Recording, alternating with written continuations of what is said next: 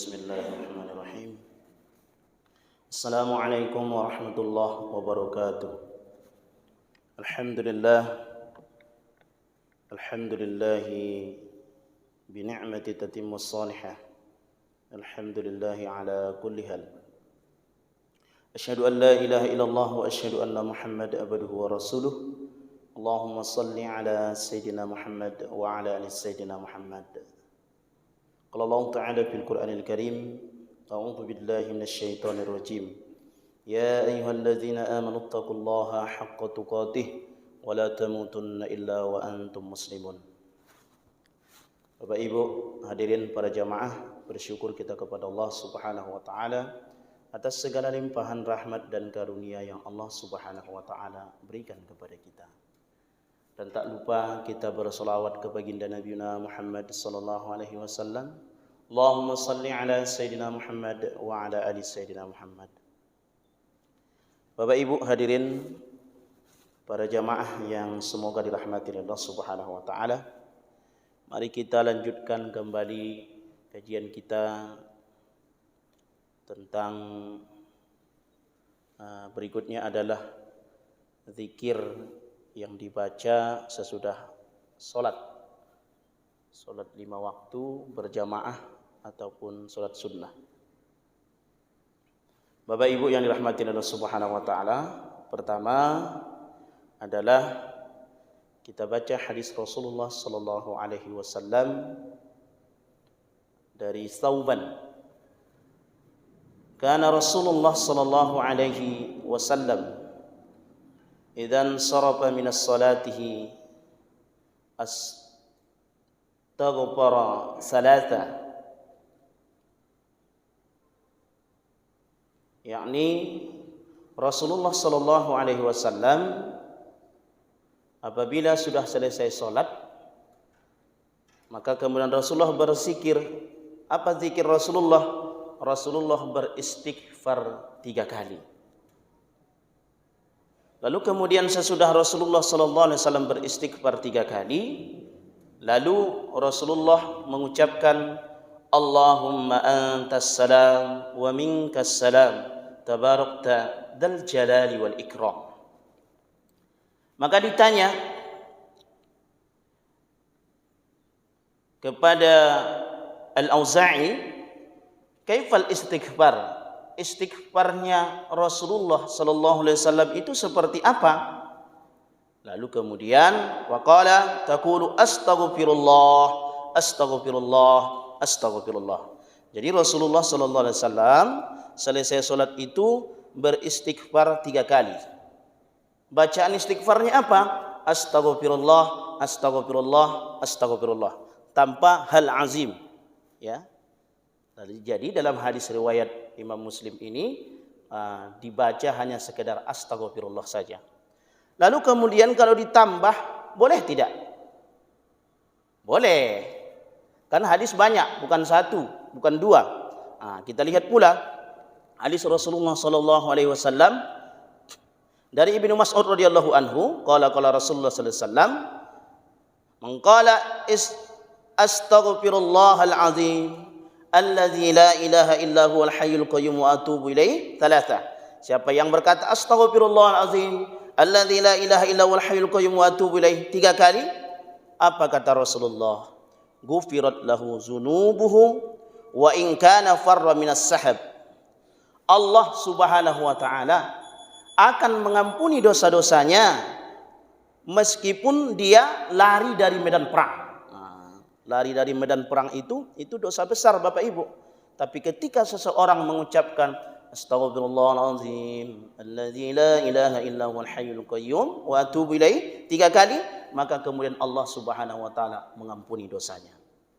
Jadi Bapak Ibu hadirin yang dirahmati Allah Subhanahu wa taala, ketika seseorang selesai salat dia mengucapkan astaghfirullah 3 kali boleh, maka diucapkan juga astaghfirullahalazim alladzi la ilaha illa huwal hayyul qayyum wa atubu ilaihi 3 kali juga boleh. Bapak Ibu yang dirahmati oleh Allah Subhanahu wa taala. Maka kemudian ketika seseorang sudah membaca astaghfirullah atau astaghfirullahalazim 3 kali, maka kemudian apa yang dibaca sesudah itu? Ini urutan zikirnya. Maka Bapak Ibu yang dirahmati Allah Subhanahu wa taala, seseorang mengucapkan apa? La ilaha illallah wahdahu la syarikalah, lahul mulku wa lahul hamdu wa huwa ala kulli syai'in qadir. Ini juga disebutkan dalam hadis riwayat Imam Muslim, Bapak Ibu ya.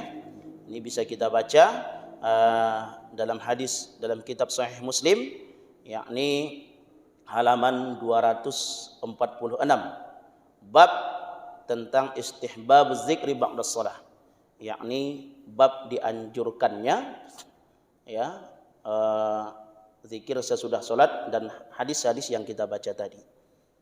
Kemudian Bapak Ibu yang dirahmati Allah Subhanahu wa taala, tadi kan ucapannya dalam hadis riwayat Imam Muslim, la ilaha illallah wahdahu la syarikalah, lahul mulku wa lahul hamdu wa huwa ala kulli syai'in qadir.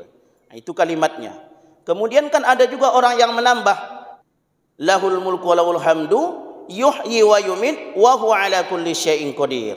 Nah, ini pula Bapak Ibu tadi sampai ini ditambah dengan yuhyi wa yumit. Nah, ini dijelaskan juga dalam hadis riwayat Ibnu Hibban, yakni Anil Bara' radhiyallahu an qala anna Rasulullah sallallahu alaihi wasallam man qala la ilaha illallah wahdahu la syarikalah, lahul mulku wa lahul hamdu yuhyi wa yumitu wa huwa ala kulli syai'in qadir asyara marrat, yakni 10 kali.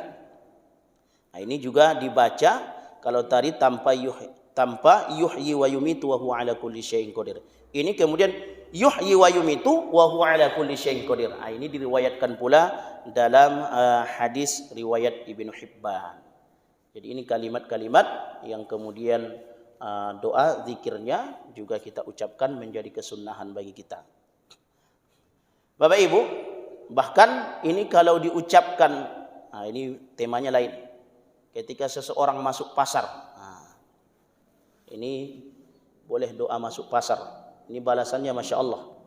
Kita lihat hadis riwayat An Umar radhiyallahu an qala Rasulullah sallallahu alaihi wasallam man qala fi suq, siapa yang mengucapkan ketika dia masuk ke pasar, la ilaha illallah wahdahu la syarikalah, lahul mulku wa lahul hamdu biyadihil khair yuhyi wa yumit wa huwa ala kulli syai'in qadir.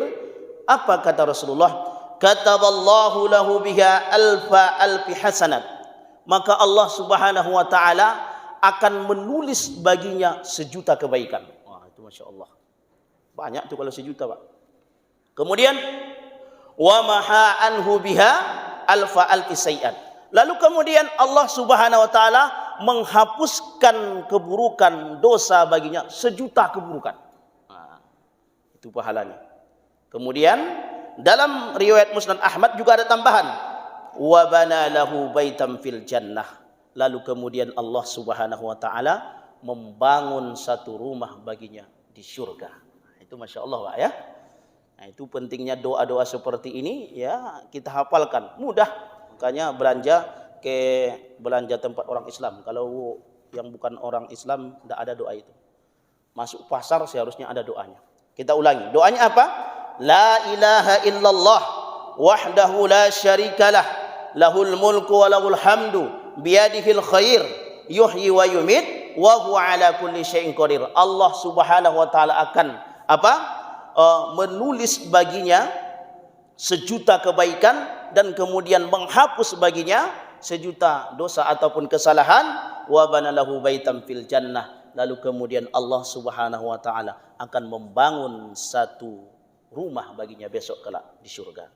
Jadi mari kita urutkan, kita simpulkan zikir sesudah salat. Apa itu zikir sesudah salat? Boleh kita baca astaghfirullah dalam hadis riwayat Muslim 3 kali. Lalu kemudian boleh kita baca astaghfirullahal azim alladzi la ilaha illa huwal hayyul qayyum wa atubu ilaih 3 kali. Ini juga dalam hadis riwayat Al-Hakim. Lalu kemudian sesudah itu kita membaca la ilaha illallah wahdahu la syarikalah, lahul mulku wa lahul hamdu wa huwa ala kulli syai'in qadir. Lalu kemudian ditambah yuhyi wa yumitu wa huwa ala kulli syai'in qadir. Jadi 2 zikir sesudah salat yang sudah kita baca. pada kesempatan kali ini. Semuanya ternyata ada hadis yang disebutkan oleh Rasulullah sallallahu alaihi wasallam. Terkadang orang sesudah sholat itu tidak perlu astagfirullahaladzim, alladzi la ilaha illallahul hayyul qayyum wa atubu ilaih. Itu tidak ada kata. Rupanya dia belum membaca hadis yang lain. Ada hadis yang lain. Karena yang dia baca cuma hadis riwayat Sahih Muslim saja. Hadis kan banyak. Ini perlu kita membaca lebih jauh, lebih panjang lagi agar kemudian ketika orang yang beda zikirnya dengan kita, maka kemudian kita tidak menyalahkan. Bapak Ibu yang dirahmati Allah Subhanahu wa taala, yang dapat saya sampaikan, mohon maaf atas segala kesalahan. Kita tutup dengan doa, subhanaka Allahumma bihamdika asyhadu an la ilaha illa anta astaghfiruka wa atubu ilaik. Wassalamualaikum warahmatullahi wabarakatuh.